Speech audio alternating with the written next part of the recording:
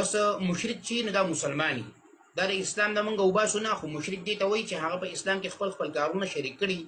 او یا د خپل مشرانو نظریات سره شریک کړي او هغه ته اسلام او دین وایي، نو د الله پاک په حکمونو کې نه او دوی سره شریک کړي، نو دې ته مشرک وایي. السلام علیکم. برکت علي چې دا دعوه کړې ده چې مشرک هغه مسلمان وي، انسان چې به شرک سره د اسلام نه خارجيږي. دا د یو دعوه ده چې انسان وایي چې یو شی په عین وخت کې ژوندې هم دی او مړ هم دی، یو شی چې په عین وخت کې تور هم دی او سپین هم دی. نو دا یو د دوه متضاد او د ضدینو راجمع کول دي په عین واحد کې.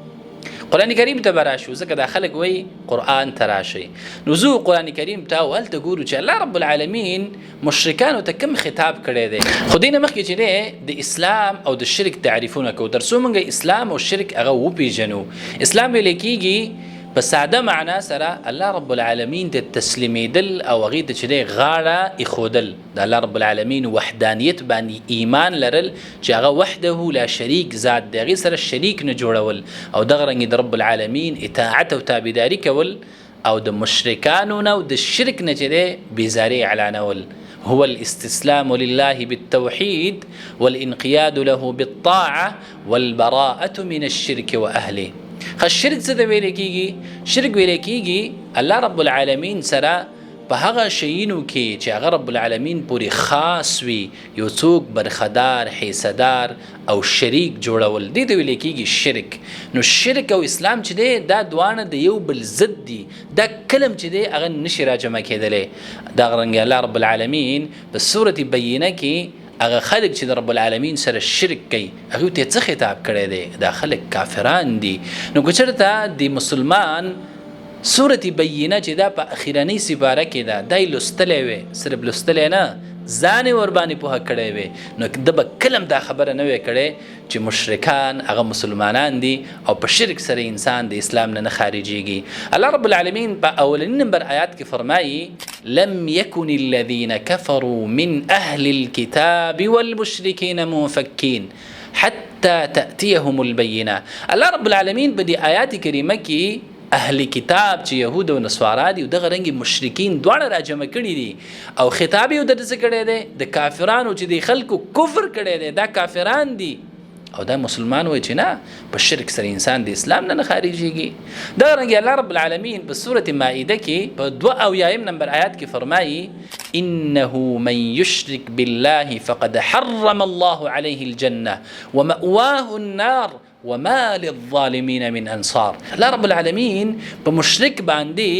جنت حرامي مطلقا، او ته مشرک مسلمان دی نو په مسلمان باندې خو جنت چې دی مطلقا نه حراميږي. دغه رنګ الله رب العالمین فرمایي چې همیشه به د خلکو ځای ور د جهنم وي. الله رب العالمین په سورة بینه 6 نمبر آیات کې څه فرمایي؟ ان الذين كفروا من اهل الكتاب والمشركين في نار جهنم خالدين فيها اولئك هم شر البریه. الله رب العالمین فرمایي بشکه هغه کسان چې کفر کړي د اهل کتابونه او دغه رنګ مشرکان هغه په ور د جهنم کې او همیشه وي. او بیا الله رب العالمین څه فرمایي؟ دا د ځمکې په مخ باندې د ټولو نه بدتر خلک دي کوم خلک چې د رب العالمین سره شریک جوړ کړي او دا وایي نه دا مسلمانان دي او په دې سره چې د اسلام نه خارجيږي.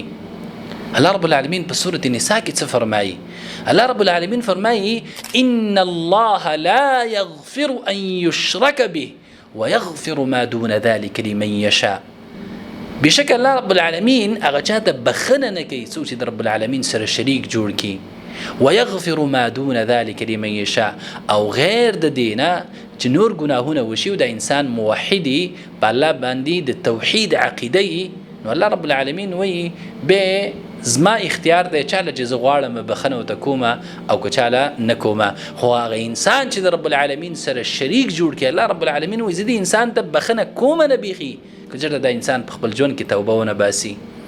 او د دې خبرې دپاره الله رب العالمین د آیات کریمه فرمایلی فإن تابوا که چېرته د مشرکانو توبه ویستله د شرک نه او د الله رب العالمین په وحدانیت باندې ایمان راوړه واقاموا الصلاة او منځ قائم که و آتوا الزکا او زکات ورکه فاخوانکم فی الدین نو به چې په دین اسلام کې دا خلک ستاسو ورونه دي او کله چې انسان هغه مشرک دی د الله سره شریک جوړ کړی دی نو هغه د څنګه مسلمان وي د دین بچی تاسو د اندازه لګولي چې دا خلک څومره جاهل دي په قران باندې څومره جاهل دي په دین باندې دیو تر اوسه پورې دا پته نشته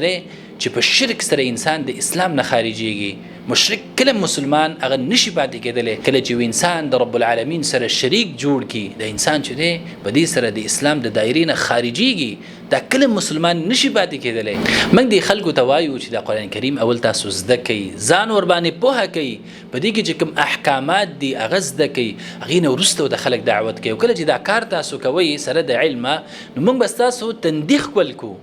ځکه دا کتاب د هدایت دی د رحمت دی دا زیر دی د مؤمنانو لپاره خو کله چې یو انسان بغیر د علم نه او دا دعوه کوي او خلق را بلی دي ته د قرآن په نوم باندې انکار حدیث ته چې کار کوي او هغه فتنې ته کار کوي چې د هغې بنیاد مستشرقین وي ښودی هغه مسلمانان نه یهود او نصوارا چې د یو شي بنیاد کې دي نو هغه کې به څه خیر د مسلمانانو او به داسې قسمه خلک چې هغې ته دعوت شروع کړي چې هغې ته دا اندازم نه دا علم مو نه چې مشرک او مسلمان دا دواړه یو دي او که نه دا دواړه جدا جدا دي مشرک کله مسلمان نشي کېدلی دا قرآن کریم موږ ته وایي خو دا خلک قرآن کریم دیو نه دی لوستلی که لوستلی یې صرف الفاظ یې ولې ویلي دي دیو به ځان نه دی پوهه کلی دیو د الله رب العالمین احکامات هغه شانتې نه دي پېژندلي څنګه چې یو مؤمن مسلمان له پکار یې چې ځان ورباندې پوهه کړي همیشه چې من کله دیو قرآن طرف ته دعوت کوو چې دا قرآن کریم باندې ځان پوهه کوي نو دیو څه وایي تاسو زموږ مخه نیسئ موږ بدناموئ تاسو موږ نه بدنامو تاسو چې دی هغه ینکل چې هغې سره د قرآن علم نه صرف د قرآن په نوم باندې چې دی تاسو ضلالت او ګمراهۍ طرف ته روان کړي دي او ځوانانو ته دا تأثر ورکول چې احادیث او قرآن چې دی د یو بل ضد دی د یو بل په مقابله کې دي کله وحاشا کله هم داسې نه دي قرآن کریم چې دی دا د رب العالمین کلام دی او احادیث د رسول الله صلی الله علیه وسلم د دې کلام دپاره شرح او بیان دی دا دواړه د یو بل تایید کوي چې کله ته په دې دواړو باندې عمل کوې نو ته په سیده لار باندې روان یې هغه لار چې الله رب العالمین ورته موږ رابللي وو نو مخکې د دې نه چې یو شي ته دعوت کوې ځان ورباندې پوهه که او د هغې نه بعد چې دی سره د علم دعوت وکړه او که چېرته بغیر د علم نه دعوت کوې نو ځان به هم ګمراه کړي او ځان سره به معاشره هم خرابه کړي